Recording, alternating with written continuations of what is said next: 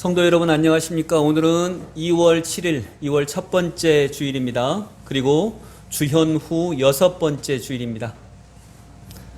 다 함께 마음으로 묵상 기도하심으로 우리의 예배를 드리겠습니다. 기도하겠습니다.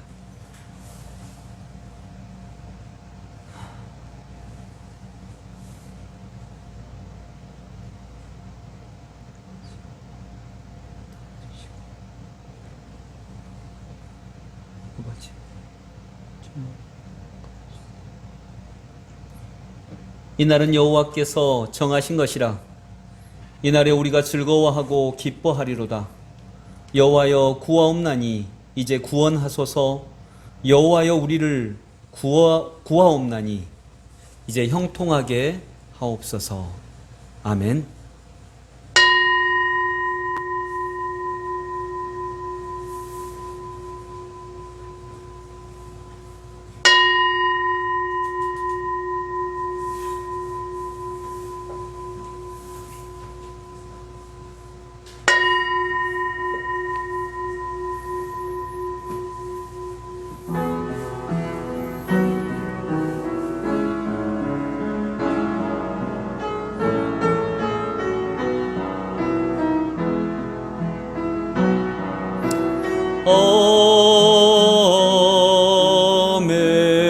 아멘. 주를 찬양하나이다.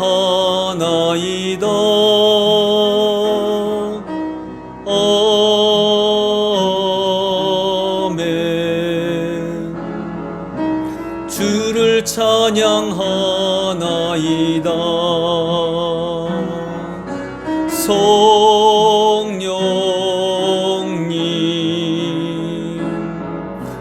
기름 부어 주옵소서.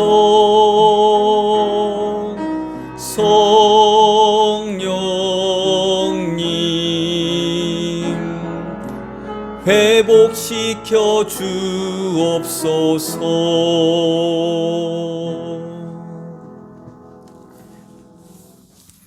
사도신경으로 우리의 신앙을 고백합니다. 나는 전능하신 아버지 하나님 천지의 창조주를 믿습니다.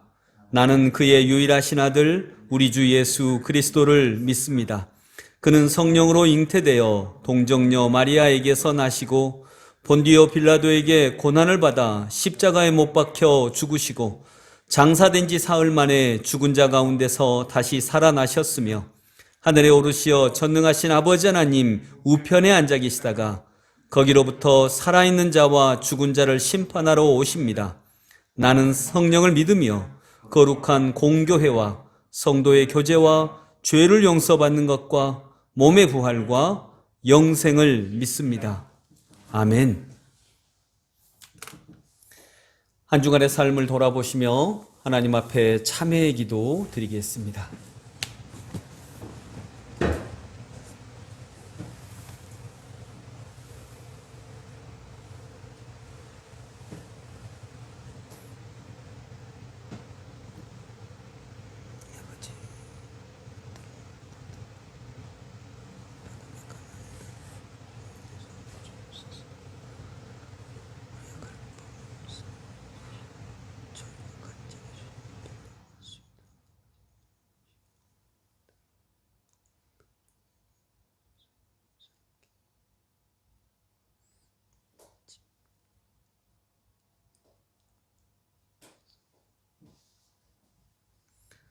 머리털보다도 더 많은 우리의 죄악을 주님께 고백합니다. 코로나로 교회가 지탄받고 있습니다. 어쩌면 당연한 결과인데 우리들 마음속 깊은 곳에는 억울함이 있습니다. 나는 그렇지 않는데, 우리 교회는 그렇지 않는데, 하나님, 그러나 우리가 그랬음에, 우리 기독교가, 우리 교회가 그랬음을 인정케 하시고 우리가 이것으로부터 하나님의 뜻을 배워가게 하여 주옵소서. 주님, 참으로 중요한 때 우리가 하나님의 마음을 알아가기 원합니다. 하나님의 뜻을 깨달아가기 원합니다. 이렇게 인도하시고 이렇게 만드시며 이 일을 통하여서 하나님의 백성들을 새롭게 하고자 하시는 하나님의 뜻을 보게 하여 주시옵소서. 아버지 하나님, 저희들에게 함께 하셔서 지혜도 주시고 용기도 주시고 믿음도 허락하셔서 우리들이 죄악 중에 새로워질 수 있도록 축복하여 주옵소서. 오늘도 이 말씀으로 우리의 영과 육과 삶을 새롭게 할 줄을 믿습니다. 주와 같은 신이 어디 있으리이까? 주께서는 죄악과 그 기업의 남은 자의 허물을 사유하시며 인애를 기뻐하심으로 진노를 오래 품지 아니하시나이다. 아멘.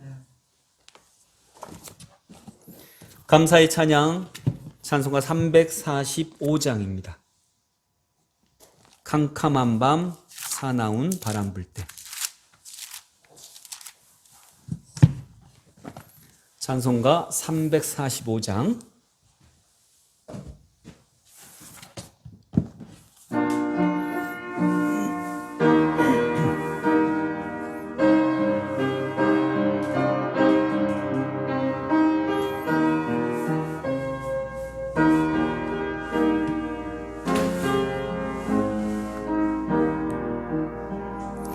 캄캄한 밤 사나운 바람 불 때 만경청파 망망한 바다에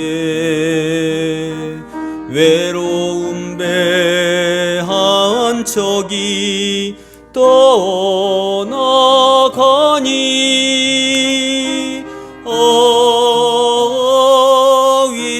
위태하구나 위태하구나.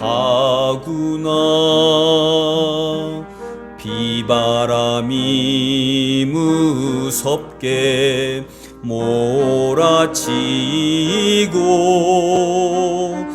그 성남물 큰 파도 일때에 저 뱃사공 어쩔 줄 몰라하니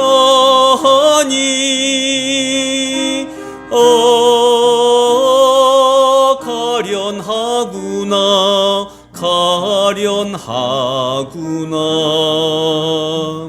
절망 중에 그 사공 떨면서도 한 줄기의 밝은 빛 보고서 배 안에도 하나님 계심 믿고 기도 올린다 기도 올린다.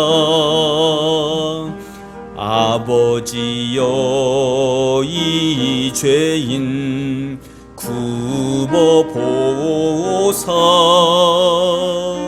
성남 풍랑 잔잔케 하시고 이 불쌍한 인생을 살리소서.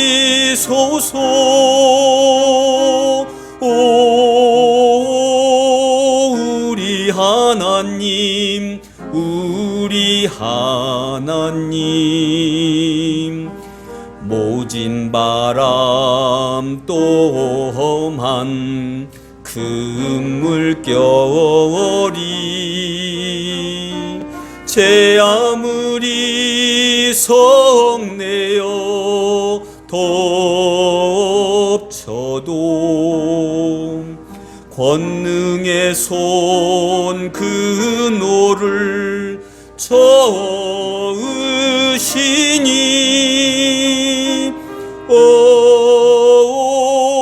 잔잔한 바다 잔잔한 바다. 아멘. 거룩하신 아버지 하나님, 은혜를 감사드립니다. 우리를 예배하게 하심에 감사드립니다. 때로는 고난받게 하심에도 감사드립니다. 우리의 기도를 들어주심도 감사하고 때로는 들어주지 아니하심도 감사합니다. 코로나의 상황 중에 교회가 세상 사람들의 손가락질이 되고 있습니다.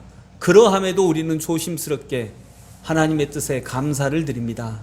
하나님, 저희들을 새롭게 하여 주옵소서. 저희들의 마음이, 저희들의 영성이 주님에게 한창 미치지 못하여서 우리는 우리 자신을 돌아보는 것을 어느 순간 놓쳐버렸습니다.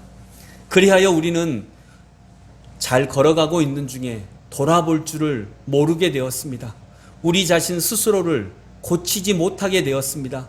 우리 자신 스스로를 돌아보는 능력을 잃어버리게 되었습니다.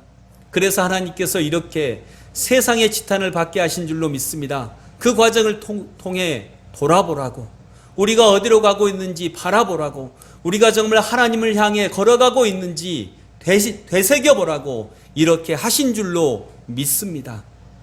주님, 겸손히 우리의 걸음을 되돌아보면 우리가 하나님에게서 많이 벗어나 있는 것을 깨닫게 해 주시옵소서. 세상의 가치관에, 욕망에, 부유함에, 환락에 아버지, 우리가 그것들을 따라가고 어느새 따라가다가 하나님을 놓쳐버리는 걸음을 걷고 있는 것은 아닌지 돌아보는 이 시간 되게 하여 주시옵소서. 얼마나 우리가 하나님에게서 멀어졌으면 하나님을 잃어버린지도 모르고 마치 주님의 부모들이 사흘 동안 우리 주님을 찾지 못했던 것처럼 우리가 그렇게 주님을 잃어버린 것은 아닌지 오늘 이 시간 예배를 통해 바라보게 하여 주시옵소서. 거룩하신 주님, 이제 우리 교회가 완전히 교단을 탈퇴하게 되었습니다. 하나님, 이건 역시 우리가 의로워서 잘나서가 아니라 하나님, 정말 하나님께서 우리에게 할 일을 책임있게 맡겨주시는 그런 발걸음인 줄로 알고 두렵고 떨리는 마음으로 이 일을 바라보게 하여 주옵소서. 비판하고 원망하고 판단하는 것을 넘어서서 하나님, 우리가 해야 될 일이 무엇인지, 하나님께서 우리에게 가르쳐 주시는 것이 무엇인지 그것을 깨닫고 알고 용기 있게 걸어가는 발걸음이 될 수 있도록 이 걸음을 축복하여 주시옵소서. 우리는 너무나 연약한 자들입니다. 부끄러운 자들입니다. 그러하기 때문에 하나님만 의지하오니 하나님, 우리가 연약하고 부끄럽기에 더욱더 우리를 사용하여 주시옵소서. 그리하여 영광 받으신 건 주님만이 드러나게 하여 주옵소서. 오늘 예배도 그러한 하나님을 온전히 높여드리는 귀한 시간이 되기를 원하옵고 주님이 우리를 쓰시는 것에 오히려 감사하고 감격하는 이 시간 되게 하여 주시옵소서. 예수 그리스도 이름으로 기도드리옵나이다. 아멘.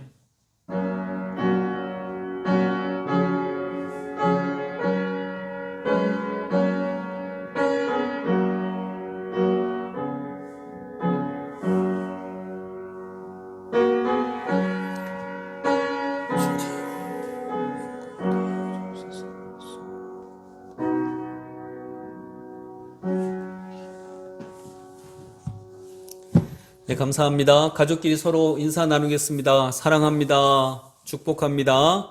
아예비카 옆에 있는 분 손도 잡아주시고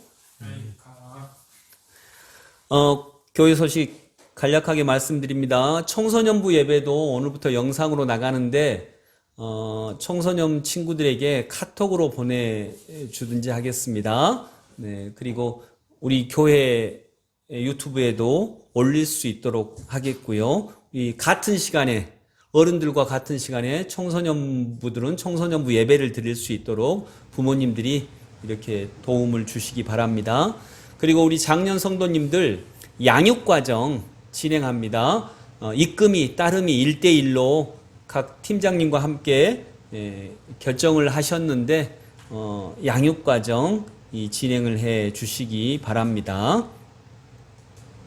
다른 광고는 주보를 참고로 해 주시겠습니다. 네. 기타 광고를 참고로 해 주시겠습니다. 오늘 하나님께서 우리에게 주시는 말씀은 마가복음 14장 50절부터 54절입니다. 마가복음 14장 50절부터 54절의 하나님의 말씀입니다.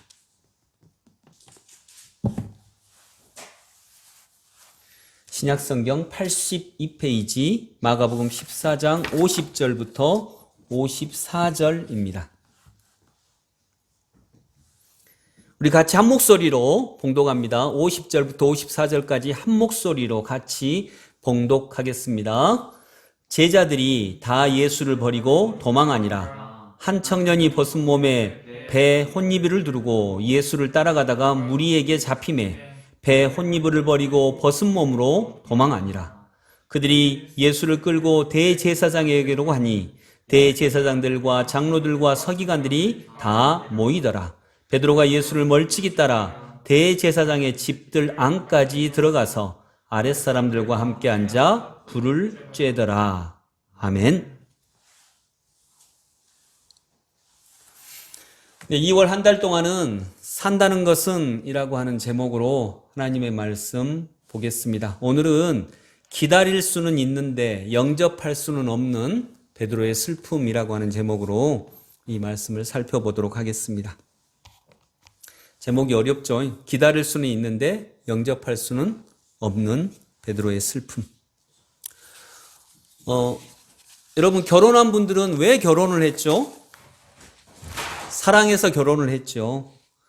그리고 특별히 그렇게 사랑을 하다가 저녁이면 또 각자 집에 가야 되잖아요. 그래서 헤어질 때 너무 아쉽고 그래서 우리 헤어지지 말고 같은 집에 들어가서 살았으면 좋겠다. 얼마나 좋겠냐. 그렇게 해서 결혼을 했어요. 그러다가 한 10년 지나면 이제 이렇게 요구하게 되죠. 여보, 당신 나 사랑하면 한 달에 한 번만 집에 들어왔으면 좋겠어. 그게 진짜 편할 것 같아. 이렇게 또 요구하게 됩니다. 인간의 마음이라고 하는 게 이렇습니다. 인간의 마음은요, 한번 따라서 해보시겠어요? 기다릴 수는 있는데 영접할 수는 없습니다. 인간의 마음이 어떻다고요? 기다릴 수는 있어요. 근데 영접할 수는 없어요. 결혼을 기다릴 수는 있어요. 그래서 결혼을 간절히 기다려요. 결혼하기를 기다려요. 그런데 결혼이 막상 왔어요.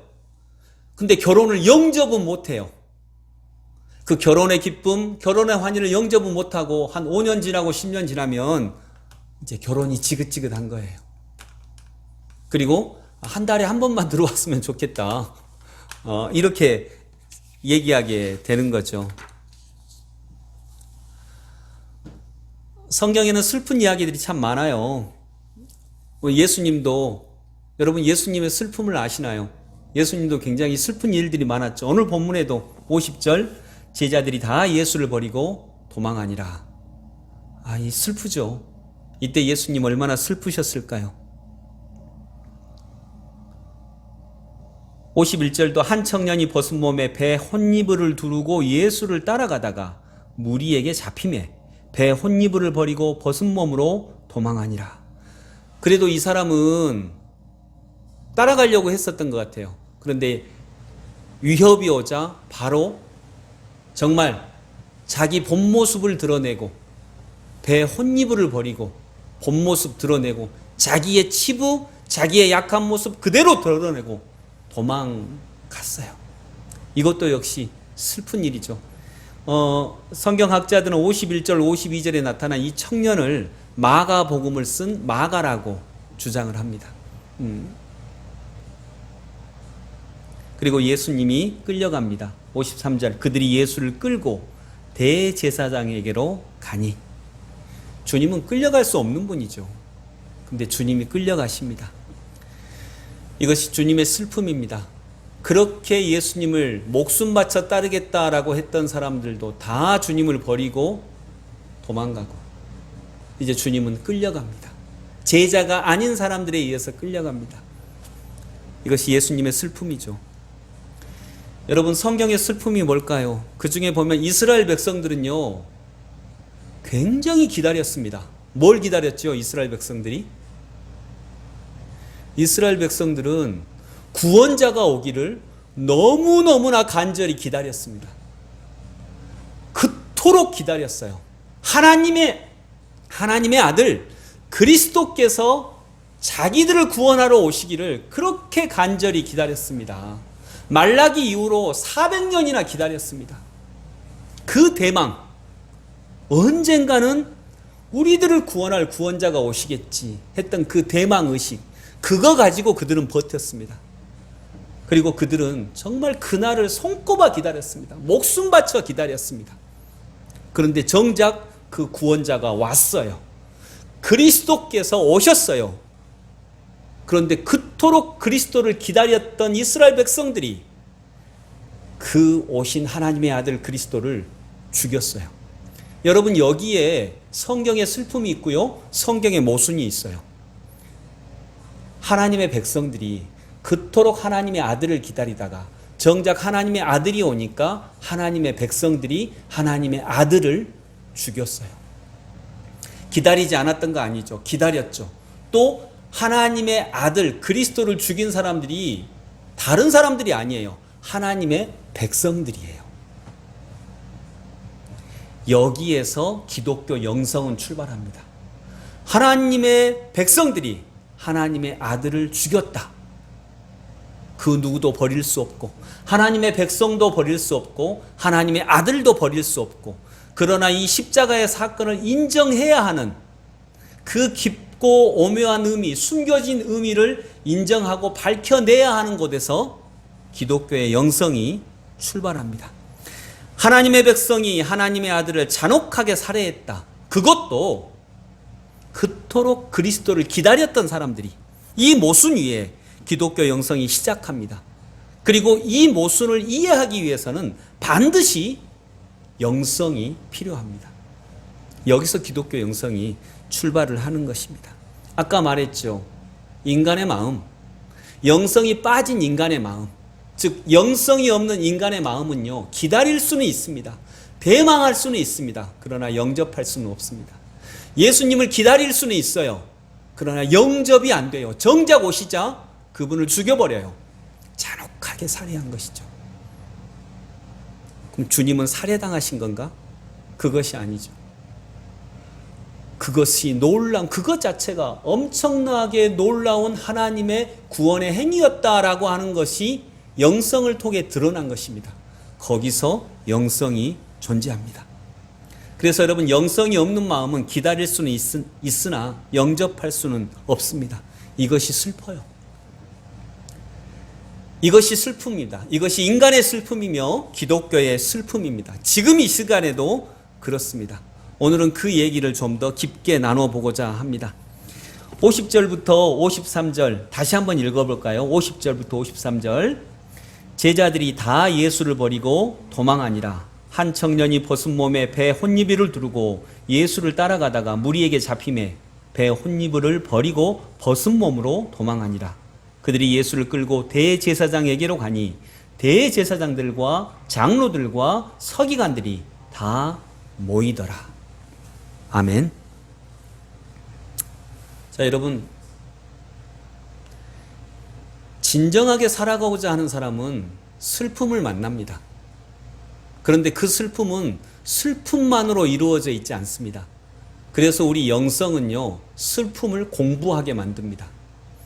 사람들이 구원자이신 예수 그리스도를 끌고 어디로 갔다고요? 대제사장에게로 갑니다. 하나님을 섬기는 첫 번째 성직자 대제사장에게로 갑니다. 그리고 장로들과 서기관들이 다 모입니다. 장로들은 교회의 지도자들이죠. 서기관들은 지금으로 따지면 신학자들이에요. 근데 그들이 하나님에 대해서 누구보다 잘 알고 있고 하나님에 대해서 연구하고 있는 그들이 하나님의 아들을 죽입니다. 잡아갑니다. 이것이 예수님의 슬픔이며 우리의 슬픔이며 예수님을 온전히 바라보지 못하는 인간의 슬픔이죠. 그들은 예수님을 기다렸습니다. 그리스도를 기다렸어요. 간절히 기다렸습니다. 거기에는 어떤 거짓도 없습니다. 그러나 정작 예수님이 오시자 그들은 그 그리스도를 죽입니다. 영접하지는 못합니다. 왜 그럴까요? 왜 그들은 기다리기는 기다렸는데 정작 기다리던 분이 오시자 그분을 죽였을까요? 죽일 수밖에 없었을까요? 그들이 생각하던 그리스도가 아니었기 때문입니다. 여러분, 사람도 사람 뭘로 이루어졌죠? 사람은요, 물이 70%죠. 물은 수소와 산소예요. 그리고 사람에게는 탄소도 있고요. 탄수화물도 있고 단백질도 있고 지방도 있어요. 그러고 보면 사람은 사람 아닌 것들로 이루어져 있어요. 결혼? 사랑해서 결혼했죠? 네, 사랑해서 결혼했어요. 그러면 결혼은 사랑으로 이루어져야 돼요. 그런데 결혼은요, 결혼하면 임신, 출산, 육아, 빨래, 청소, 밥 짓기, 그리고 지치고 피곤하고 결혼 생활은 이런 것들로 이루어져 있어요. 즉 사랑은 사랑 아닌 것들로 이루어져 있어요. 아멘? 이해가 되시나요? 군대에 뭐 하러 가죠?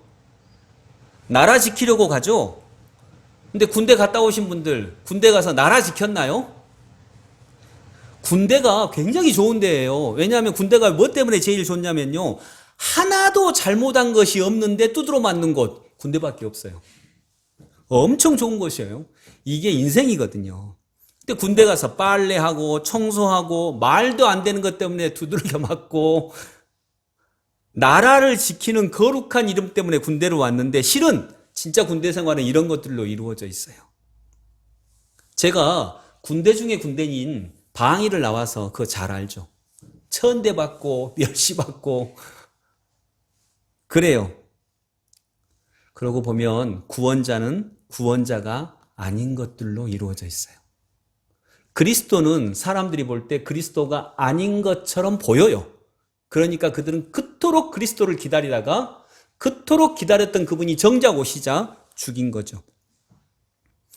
사람들은 보통 구원자는 능력을 갖고 오신다고 생각을 했어요. 왕으로 오신다고 생각을 했어요. 높은 신분으로, 권력으로, 힘으로 오신다고 생각을 했어요. 그래서 사람들은 부처님을 존경합니다. 그 당시의 사람들은. 왜냐하면 부처님은 왕자였거든요. 왕자였어 라고 하는 것만으로도 부처님은 존중받습니다. 왕자는 원래 존중받습니다. 그런데 부처님이 왕자보다 더 귀하게 존중받은 이유는 부처님이 왕자였는데 왕자라고 하는 신분을 버렸기 때문에 더 존경받습니다. 왜냐하면 사람들은 다 왕자가 되고 싶어 하거든요. 나는 왕자 그 신분 갖고 싶거든요. 그런데 자기는 그토록 갖고 싶은 그 왕자라고 하는 신분을 저분은 버렸거든요. 그러니까 너무나 존경스러운 거죠. 그걸 버렸기 때문에. 그 존경의 기반 위에 불교가 세워지죠. 그런데 예수님은 애초에 버릴 게 없어요. 왕자가 아니에요. 높은 신분도 아니에요. 목수의 아들이에요. 만약 그분이 왕자였으면 왕자였기 때문에 존중받고 왕자였는데 왕자라고 하는 자리를 버리면 그 자리를 버렸기 때문에 더 존경받아요.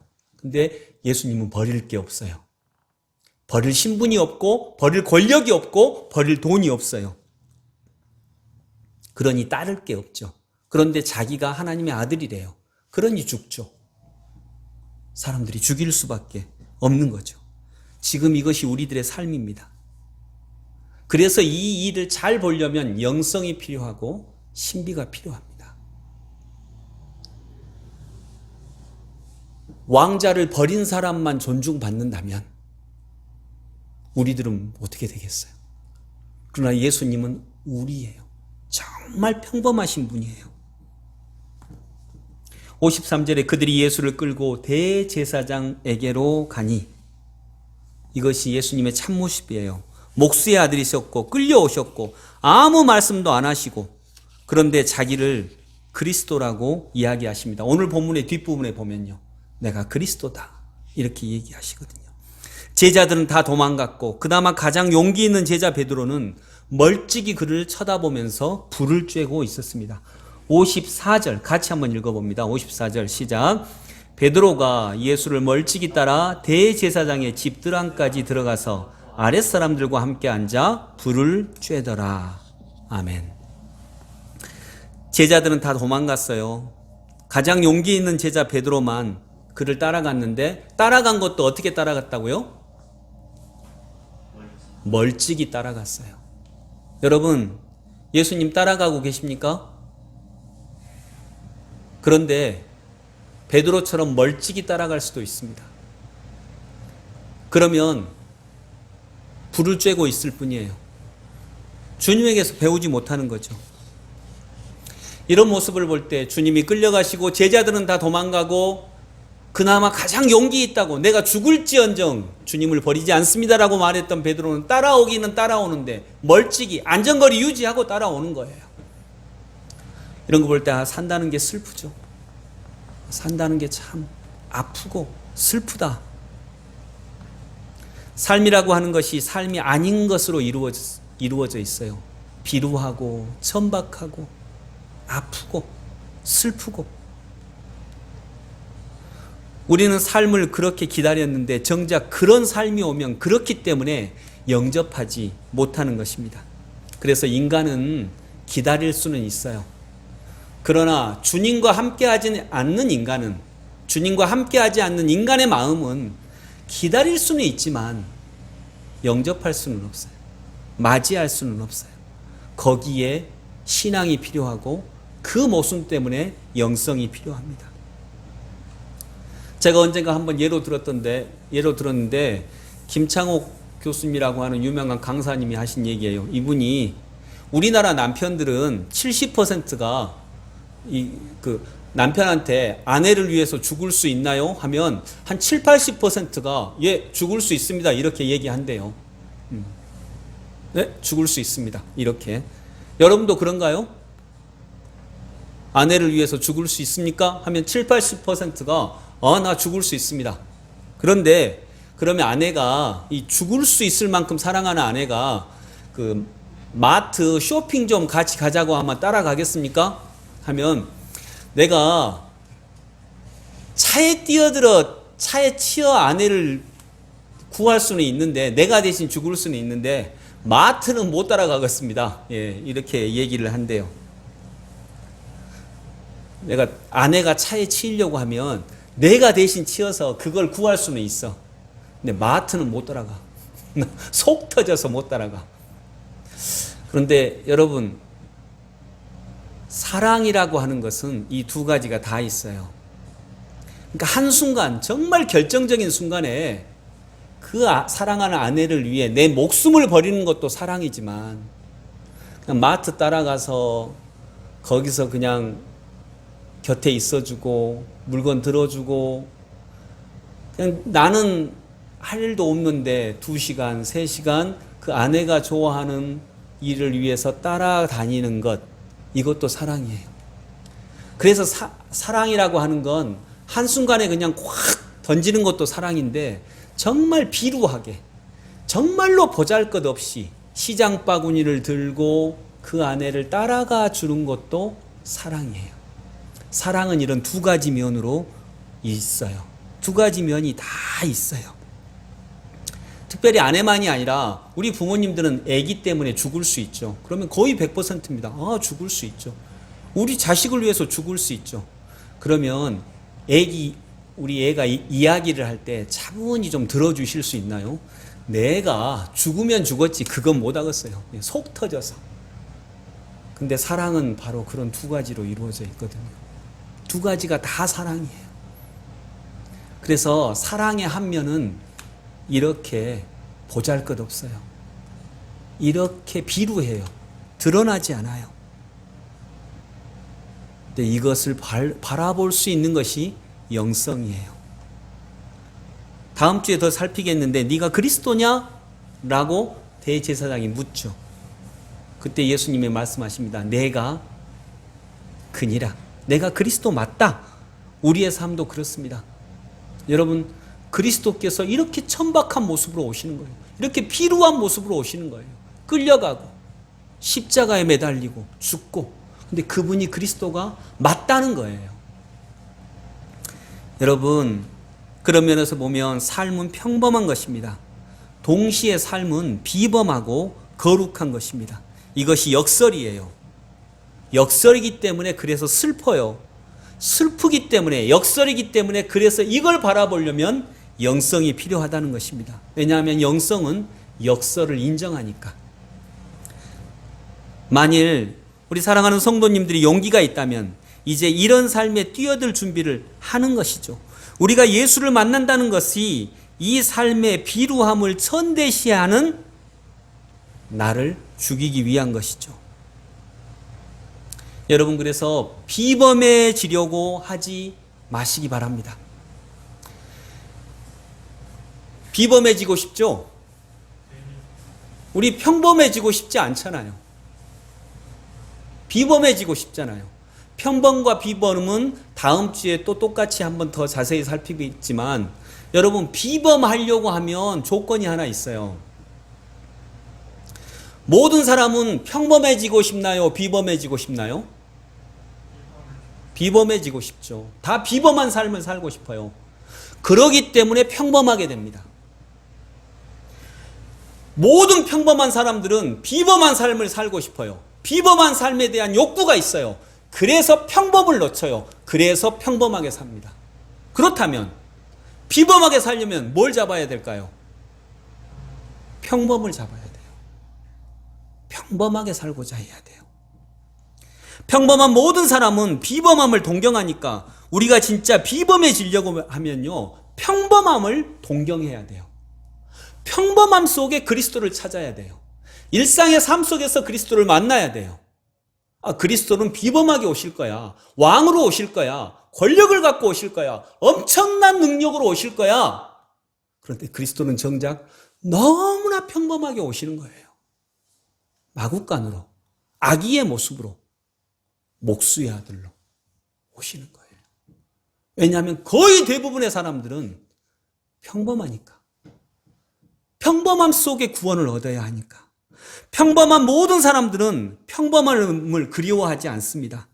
우리가 평범함을 사랑하고 그리워할 때 비로소 우리는 평범한 어떤 사람도 사랑하지 않는 것을 사랑하니까 비범한 사람이 됩니다.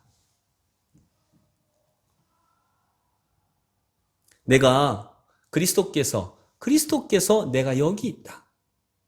그리스도께서 내가 여기 있다. 너희들이 살아가고 있는 그 자리, 내가 여기 있다. 동일하게 있다라고 할 때 사람들은 그를 죽일 수밖에 없었습니다.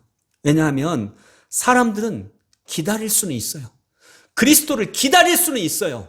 그러나 그리스도를 영접할 수는 없어요. 이것이 영성이 빠진 사람의 마음이에요. 그러니 우리의 마음속에 영성을 넣어야죠. 삶의 영성을 넣어야죠. 평범한 사람들은 비범함을 추구합니다. 그러하기 때문에 계속 그들은 평범할 수밖에 없어요. 그러나 비범한 사람들은 평범함을 발견합니다. 추구합니다. 여러분, 제가 언젠가 얘기했죠. 어리석은 사람들만이 신문에 자기 이름이 나오기를 원한다. 역사에 자기 이름이 기록되기를 원한다. 어리석은 사람들만이. 왜죠? 여러분, 어떤 특별한 성과를 내고 싶으세요? 어떤 위대한 업적을 내고 싶으신가요? 근데 여러분, 내가 어떤 엄청난 일을 해. 그 일을 원하세요? 아니면 정말 아침에 딱 일어나면 아내, 남편, 자식들과 서로 웃으면서 일어나. 그리고 여보 잘 잤어? 라고 말하면 나도 잘 잤어. 당신도 잘 잤어. 당신하고 잘 잤지. 하고 또 아내는 따뜻하게 아침밥을 차려주고 그 밥을 먹으면서 서로 웃으면서 얘기하고 행복해하고 즐거워하고 아이들을 깨워서 함께 아침 운동도 나가고 산책도 나가고 그리고 또 행복하게 자기 직업 일을 하다가 저녁이 오면 또 아이들 손을 잡고 산책하고 같이 하루 있었던 이야기를 즐겁게 하고 어려운 일 있는가 들어주고 그리고 같이 노래도 부르고 같이 놀기도 하고 오목도 두고 카드놀이도 하고 그리고 또 행복하게 잠자리에 들고. 여러분, 어떤 걸 원하세요? 이런 삶을 원하세요? 아니면 어떤 업적, 막 돈 엄청 벌고 막 국회의원 되고 이런 걸 원하세요? 좀 대답해 보세요. 어떤 걸 원하세요? 그렇죠. 근데 역사책이나 신문은요, 유상선 목사가 아침에 일어나서 박신희 사모하고 행복하게 손잡고 일어나고 서로 잘 잤냐고 얘기하고 아침에 행복하게 밥 먹고 아이들하고 산책 나가고 저녁에도 그렇게 즐겁게 행복하게 웃고 게임하고 카드놀이 하다가 잤습니다. 이건 신문에 안 나와요. 이건 역사책에 기록되지 않아요. 역사책은 이런 걸 기록하는 게 아니에요. 그러나 정작 사람들이 가장 원하는 것은 그거예요. 그래서 어리석은 사람들만이 신문에 자기 이름이 나오기를 원해요. 어리석은 사람들만이 역사책에 자기 이름이 기록되기를 원해요. 어쩌다 그렇게 살다 보니 기록이 되면 좋은 일이죠. 그러나 일부러 기록해야 됐다고 원하지 않아요. 왜냐하면 비범한 사람들은 평범함 속에서 비범함을 보니까요. 아멘. 주님은 이렇게 평범하게 오셨습니다. 주님은 너무나도 평범한 모습으로 우리에게 오셨고 그 가운데 주님은 단호하게 선포하십니다. 내가 그리스도다. 그래서 이분이 세상의 구원자입니다. 우리의 구세주이십니다. 그러하기 때문에 이분이 사람들에게 죽임을 당합니다. 왜냐하면 모든 사람이 경멸하는 평범함을 비범함의 경지에 올렸기 때문에 그래요. 그러나 이 평범함 속에서 비범함을 바라보는 것이 영성입니다. 이것이 주님의 눈입니다. 그래서 여러분, 비범하게 살려면 뭘 바라봐야 한다고요? 평범함을 바라봐야 합니다. 왜냐하면 평범한 사람들은 아무도 평범하려고 하지 않기 때문에 그래요. 비범한 사람들만이 평범함을 추구합니다. 그래서 사람들은 기다릴 수 있어요. 그러나 정작 기다리던 그것이 오면 별거 아니네 하면서 버려버립니다. 그거하고 똑같습니다.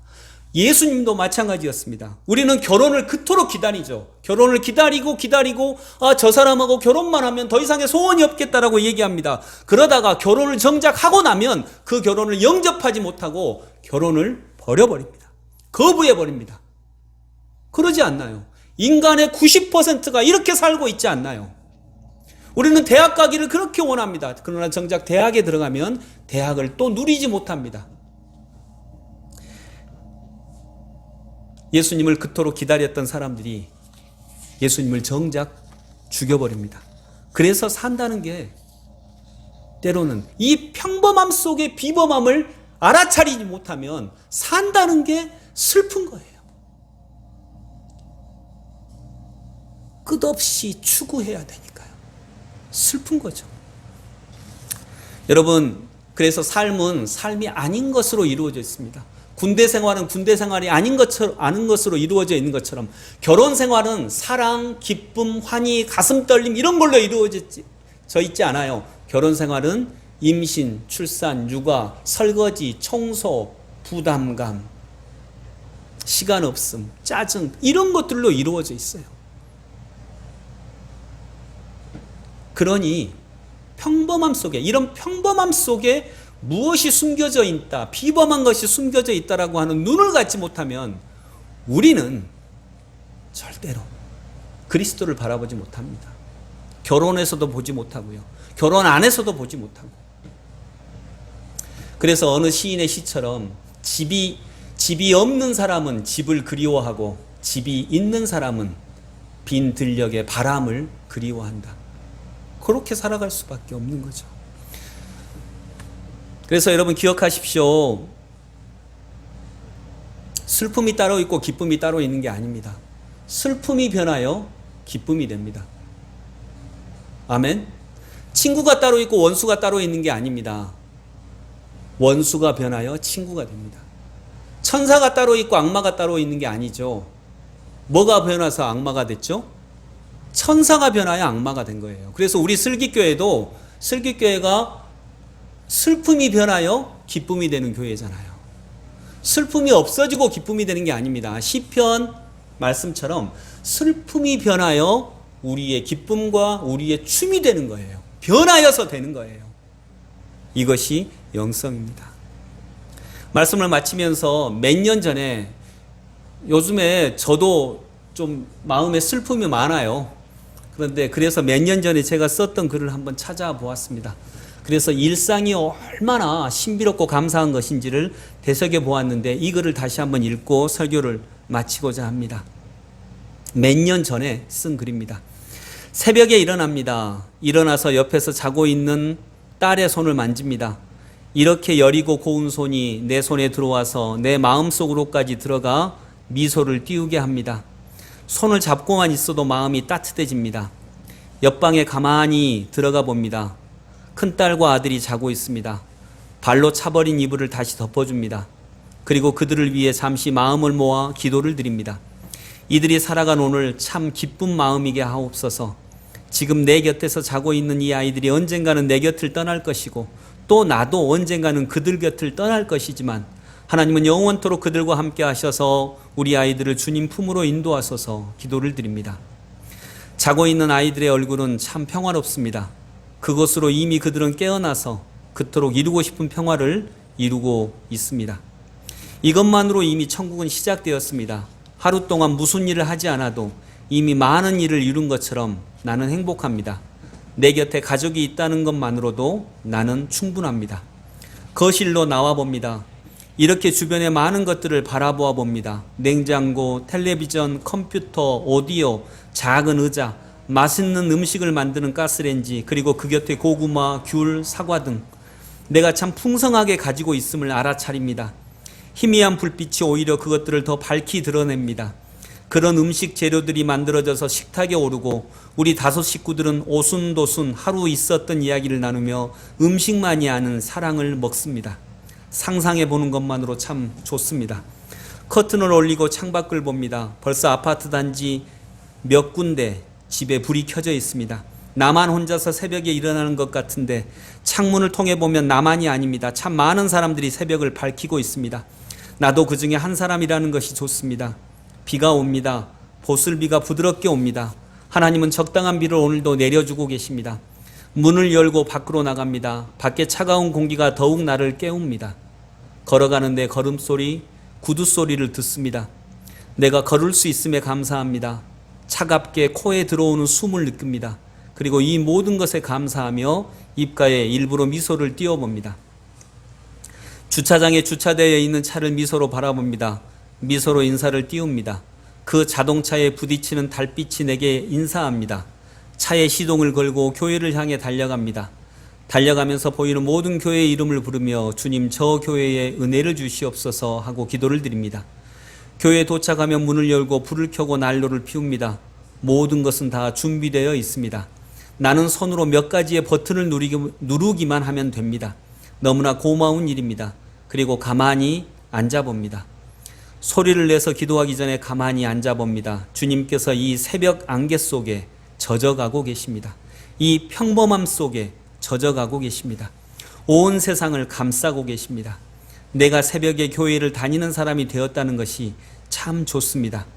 새벽까지 술을 먹을 수도 있고 노름을 할 수도 있는데 이렇게 새벽에 기도를 드리는 사람이 되었다는 것이 참 아름답습니다. 참 풍성합니다. 아무것도 하지 않았는데 이미 마음에는 풍성한 충만이 가득합니다.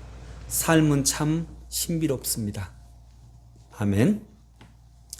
사랑하는 성도 여러분, 주님은 오셨습니다. 목수의 아들로 정말 초라한 사람으로 끌려 오셨습니다. 그러나 그분이 주님이십니다. 그분이 구원자이십니다. 그분이 하나님의 아들이십니다. 그러하기에 우리도 하나님의 아들이, 하나님의 딸이 될 수 있는 줄로 믿습니다. 기도하겠습니다. 거룩하신 아버지 하나님, 비범한 사람들은 평범함을 잃어버리지 않습니다. 주님, 오늘도 이 비루한 것 같은 정말 비루한 삶 속에서 그리스도를 바라볼 수 있는 저희들 되게 하여 주옵소서. 예수 그리스도 이름으로 기도드립니다. 아멘. 결단 찬양, 삶의 작은 일에도 함께 찬양드립니다.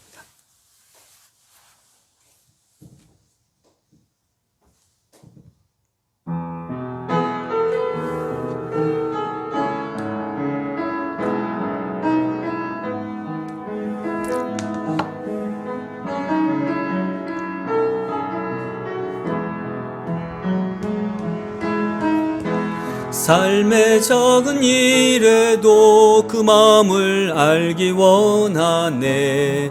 그 길, 그 좁은 길로 가기 원해. 나의 작음을 알고 그분의 크심을 알며 소망, 그 깊은 길로 가기 원하네.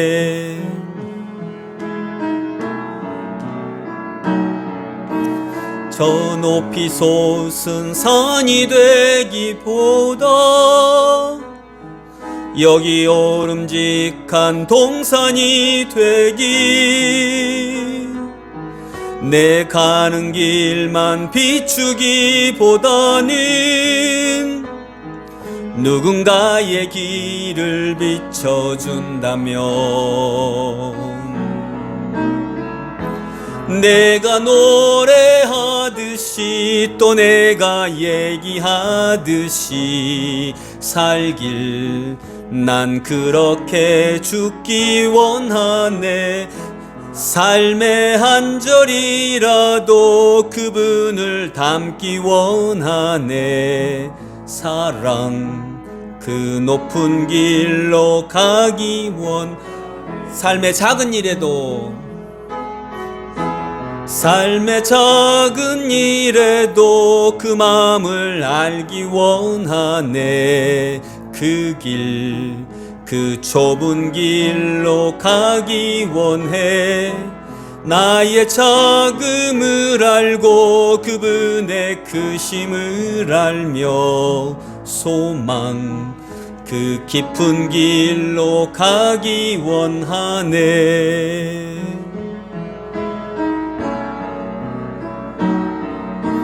저 높이 솟은 산이 되기보다 여기 오름직한 동산이 되기, 내 가는 길만 비추기보다는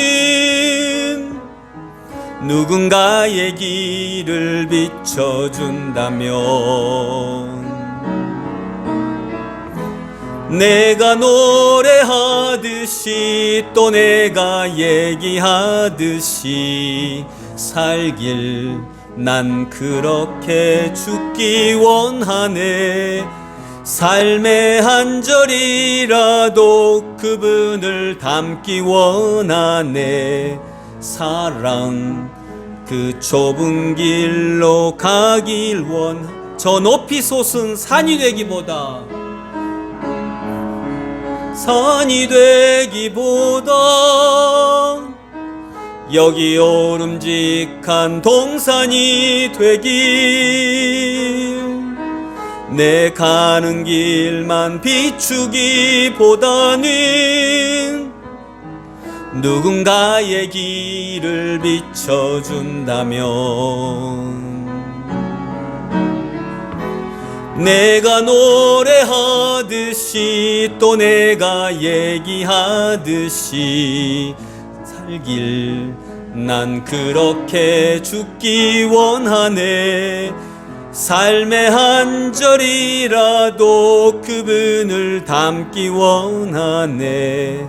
사랑, 그 깊은 길로 가기 사랑, 그 깊은 길로, 사랑, 그 깊은 길로 가기 원하네. 거룩하신 아버지 하나님, 우리의 예물을 주께 드립니다. 그리고 평범함 속에서도 주님을 추구합니다. 평범함 속에서 그리스도인으로 살아가기를 원합니다. 하나님의 일꾼이 되기를 원합니다. 오늘도 이 말씀을 붙잡고 한 주간 동안 우리의 평범함이 비범함이 될 수 있는 그리스도인 되게 하여 주옵소서. 이제는 우리 주님 예수 그리스도의 무한하신 은혜와 하나님 아버지의 크고 놀라운 사랑과 성령님의 인도하심이 여기 있는 모든 주님의 백성들 위해 영원토록 인도하시기를 간절히 기원하옵나이다. 아멘.